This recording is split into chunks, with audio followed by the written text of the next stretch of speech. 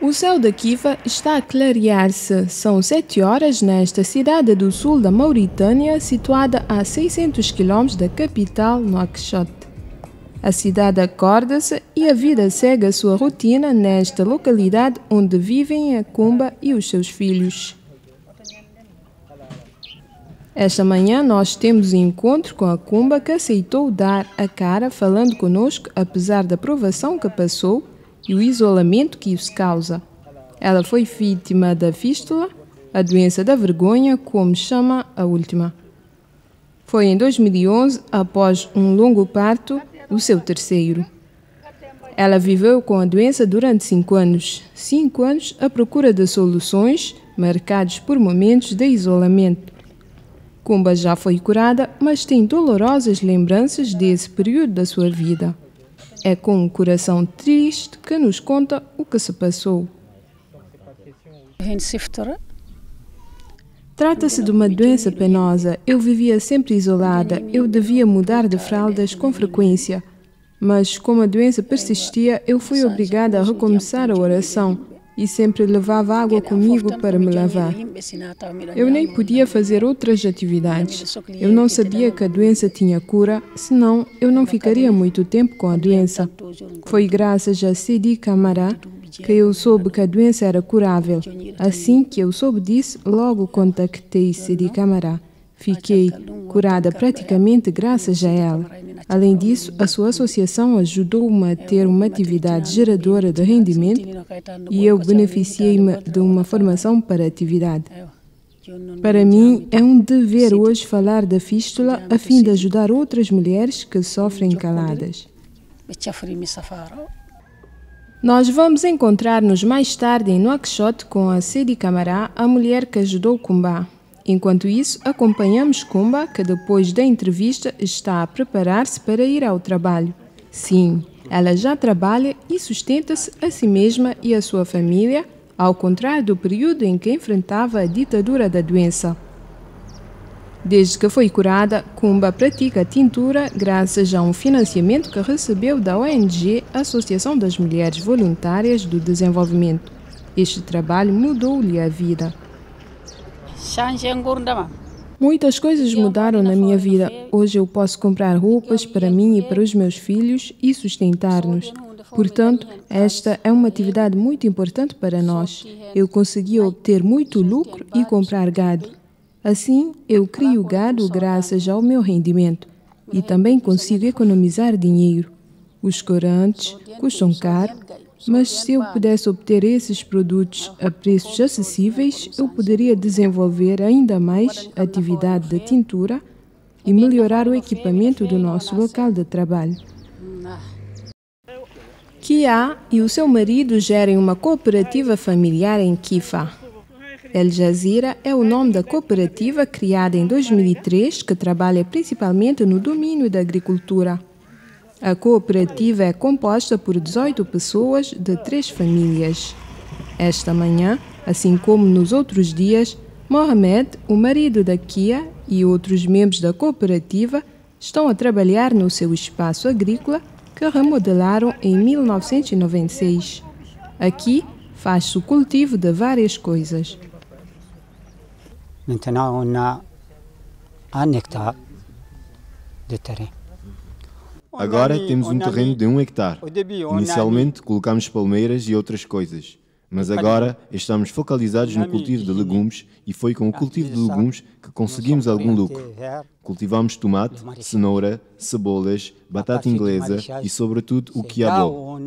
Em certos períodos, se tiverem cultivado o quiabo, ganharão diariamente pelo menos 500 ou 600 uguiá, pois o quiabo é vendido às vezes por 10 uguiá, 5 uguiá, às vezes 20 uguiá. 5 uguiá, parfois 20 uguiá. Com o objetivo de modernizar as suas atividades agrícolas, a cooperativa participou, em março de 2019, num concurso organizado pelo SUED, Projeto de Empoderamento das Mulheres e Dividendo Demográfico no Sahel. O concurso, chamado de Corrida do Empreendedorismo Feminino, visava promover o desenvolvimento de projetos dirigidos pelas mulheres. Em setembro de 2019, El Jazeera foi uma das 20 cooperativas vencedoras. Ganhou um cheque de pouco mais de 50.000 UGIA, ou seja, cerca de 1 milhão de francos CFA. Trata-se de um apoio muito bom e estamos muito felizes com isso. Ainda não tomamos o apoio, mas quando o tomarmos, vamos sentar-nos e decidir juntamente com os outros o que faremos com o apoio.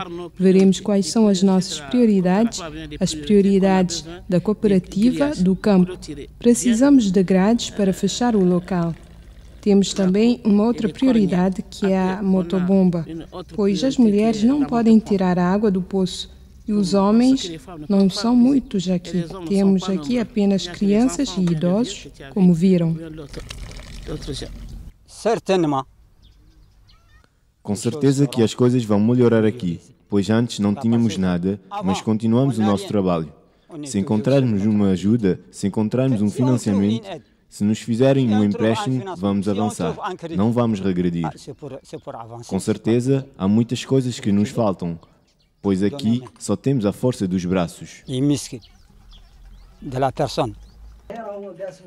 Aminatou dirige também uma cooperativa de 10 mulheres e 2 homens que beneficiou-se do apoio do projeto Suede. Ela pretende investir os 150.000 UGIAs, cerca de 2.500.000 francos CFA, que recebeu na reconstrução da sua hospedaria. Este é o terreno dedicado ao projeto da cooperativa Hangar.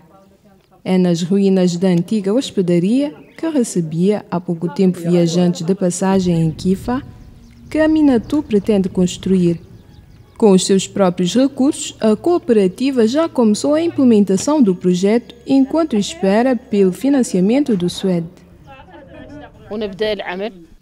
Já começamos a reabilitação dos quartos que estão ali, mas também o galpão e a cerca. Quando recebermos o financiamento, o aspecto da hospedaria vai mudar completamente e nós poderemos acolher pessoas de passagem em Kifa. Nós visamos sobretudo pessoas vindas de Nouakchott, mas também as vindas do Mali e do Burkina Faso. Poderão encontrar aqui um espaço onde ficar e nós teremos rendimentos para sustentarmos as nossas diferentes famílias. Nós, os membros da cooperativa, esperamos muito do projeto. Representam uma das nossas principais fontes de rendimento. Os membros da cooperativa que trabalharão aqui poderão ter salários ou receitas mensais que lhes permitirão melhorar a sua condição de vida. Portanto, esperamos que o projeto vai ser bem sucedido. Em Kifa, 5 cooperativas e 29 meninas beneficiaram-se de atividades geradoras de rendimento no quadro da corrida do empreendedorismo feminino do projeto Suede. O financiamento vai changer beaucoup au niveau des familles. O financiamento vai mudar muito a vida das famílias, pois no tocante às cooperativas, 5 beneficiaram-se de dinheiro para melhorar o campo do seu trabalho. Portanto, neste caso, os membros da cooperativa terão benefícios para o arranque dos projetos. Isto significa que, a nível de cada cooperativa, a situação econômica do conjunto dos membros vai melhorar. E dá-se o mesmo a nível das famílias, sobretudo das mulheres ou das famílias muito pobres, pois muitos não foram à escola por causa da pobreza. Da Kifa, nós vamos a Nouakchott, capital da Mauritânia, ao encontro da Sidi Camara.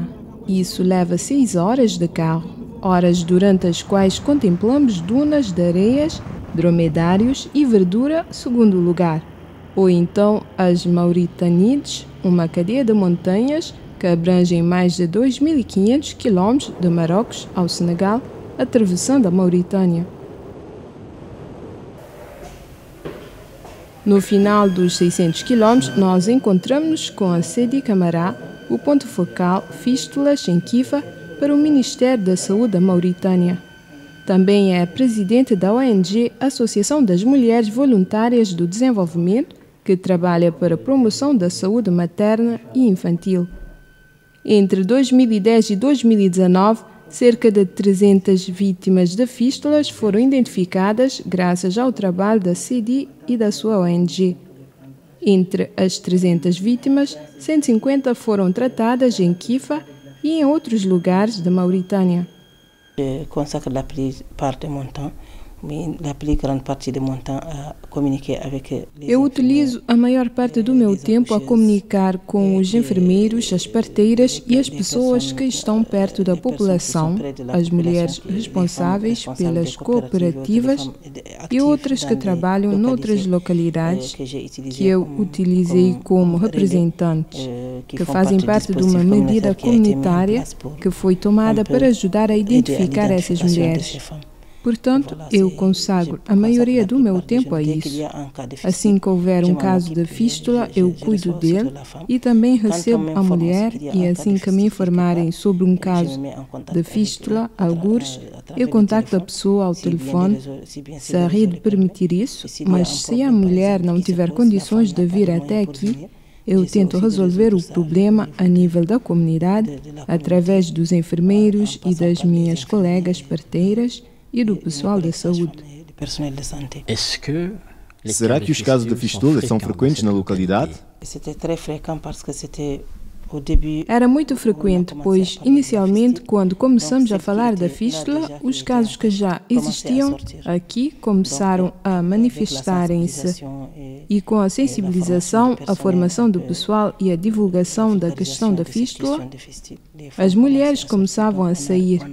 Identificamos os casos, havia tratamentos quase sempre, mas agora as fístulas, a nível das estruturas de saúde, visto que a qualidade mudou, as fístulas começam a diminuir, mas nos lugares mais afastados, onde não há qualidade e onde há falta de acesso dos serviços de saúde, isso continua a registrar-se. Em Kifa, encontramos-nos com a Kumba, uma mulher que não para de lhe agradecer. Foi graças a você que ela soube que era vítima da fístula e foi praticamente graças a você que ela foi curada. Como é que isso aconteceu? Conta-nos a história da Kumba. Foi durante uma missão que faço frequentemente em Muratá, que dependem da nossa região, para saber como estavam os centros de saúde, para sensibilizar no quadro da fístula, que encontrei um grupo de mulheres à frente do consultório da parteira. Algumas estavam ali para consultas pré-natais, outras estavam ali para os serviços de planeamento familiar. Muitas mulheres estavam ali com acompanhantes. Eu cheguei a pedir à parteira para me ajudar a fazer uma sessão educativa e assim eu falei da fístula. Kumba estava entre essas mulheres. Eu acho que ela tinha acompanhado alguém, mas quando ouviu-me a falar da fístula, isso chamou a sua atenção. Então, eu imagino que a procura por essas mulheres não é uma tarefa fácil nos lugares distantes. Como é que fazem para conseguir isso em termos financeiros? Nós criamos uma associação chamada de Mulheres Voluntárias de Desenvolvimento que estava presente, mas trabalhava num outro quadro de desenvolvimento de forma geral. E nós começamos a falar dessa questão da fístula para ajudar estas mulheres. Portanto, criamos a associação e desde então estamos a fazer a sensibilização e continuamos sempre que tivermos a oportunidade a incluir isso no nosso dia a dia a fim de identificar as mulheres. Eu tive o apoio do NFPA para a identificação das mulheres portadoras da fístula e para um outro projeto sobre o tratamento e a reintegração das mulheres. E sempre que elaboramos um projeto, o NFPA financia-o. Apesar desses esforços, os desafios ligados à fístula permanecem na Mauritânia e, de forma geral, na África Ocidental e Central. A região é, de fato, a mais afetada, com mais de 1 milhão de casos, dos quais mais de 50% se encontram na Nigéria. A nível da prevenção, nós pensamos que há um grande trabalho a fazer. A nível da prevenção, achamos que é um grande trabalho a fazer. Para isso, trabalhamos com a Organização Oeste-Africana da Saúde, que tem o mandato na África Ocidental para integrar a prevenção da fístula nos currículos de formação das parteiras. Eu acho que isso vai ser feito muito rapidamente, provavelmente no próximo ano. Estamos a trabalhar nisso. Em segundo lugar, temos de saber que a fístula é uma doença da qual se escondem as mulheres. Trata-se de uma doença vergonhosa, como se diz. Então, é preciso ir-se à procura das mulheres onde quer que estiverem. É por isso que a procura intensa das mulheres, através das organizações comunitárias e voluntárias, é muito importante para nós, pois elas não vêm espontaneamente para dizerem que têm uma fístula. Em muitos países falam de encantamento, de feitiçaria, diz-se muitas coisas sobre a fístula.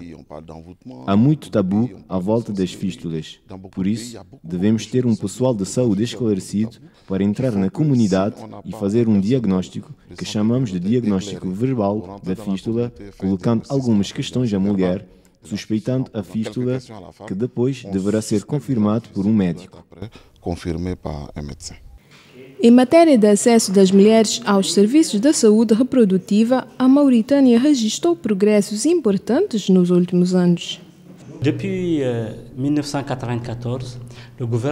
Desde 1994, o governo da Mauritânia considerou que a implementação do plano de ação da CIPD tinha melhorado as coisas e depois citar apenas dois números: a taxa de parto assistido, que passou de 40% a 69%, e a taxa de prevalência contraceptiva, que era de 4%, está agora em cerca de 18%.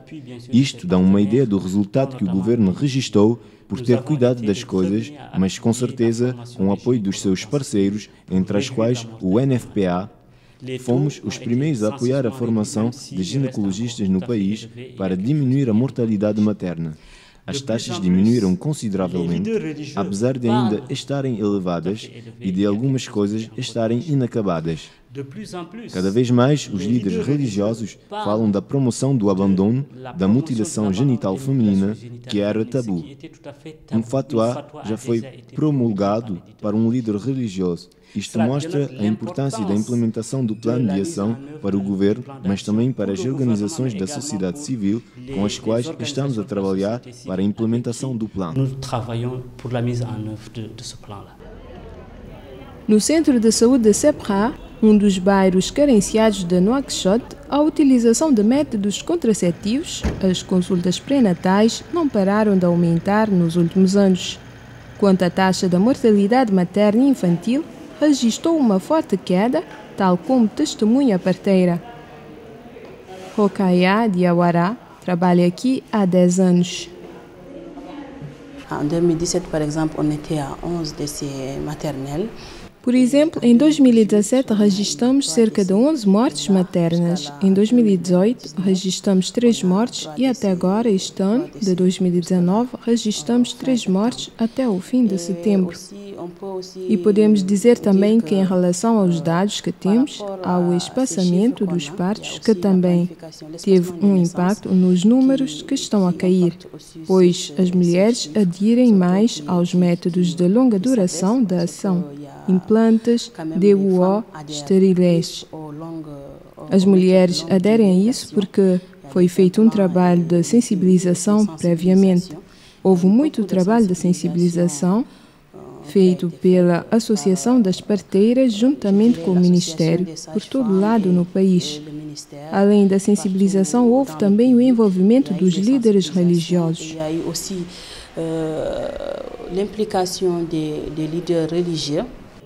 No outro bairro de Nouakchott, em Arafat, nós nos encontramos com um dos chefes religiosos mais conhecidos na Mauritânia, entre os que estão empenhados para a melhoria das condições da mulher, o seu empoderamento e o seu direito à saúde.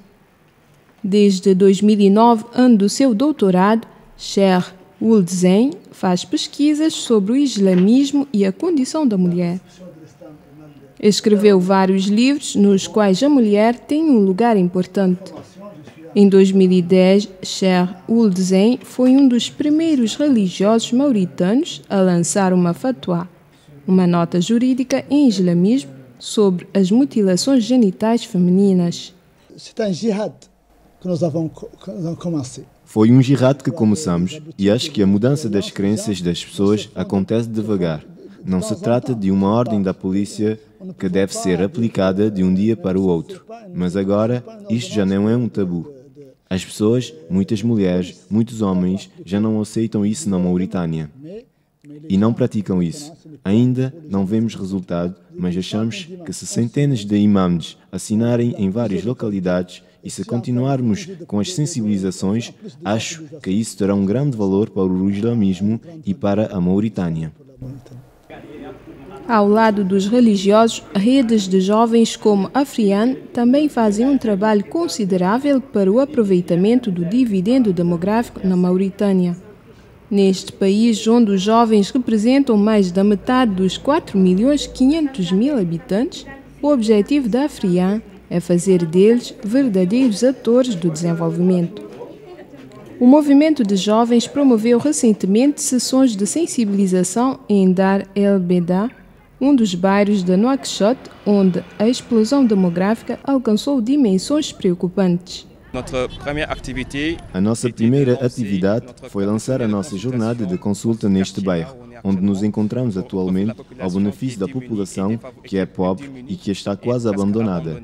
Portanto, achamos que era necessário falar e sensibilizar as meninas sobre as questões do planeamento familiar, cujos índices eram 250 e tivemos 259.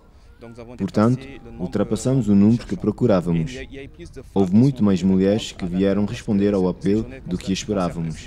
A jornada de consulta prioriza a questão das meninas, as questões dos géneros e a questão também do planeamento familiar. Como é que as meninas podem interessar-se para fazer o planeamento para o espaçamento dos partos? Chaque jour, ele vem aqui ao hospital para demander de fazer a planificação familiar. Todos os dias vêm ao hospital à procura de planeamento familiar. Portanto, compreenderam a importância do planeamento familiar. E tivemos 400 e tal mulheres que foram ter com o ginecólogo.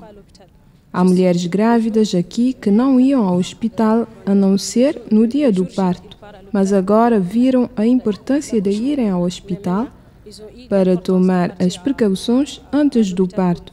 Portanto, agora as pessoas estão sensibilizadas e acham que esta jornada é importante, pois o bairro é muito vulnerável.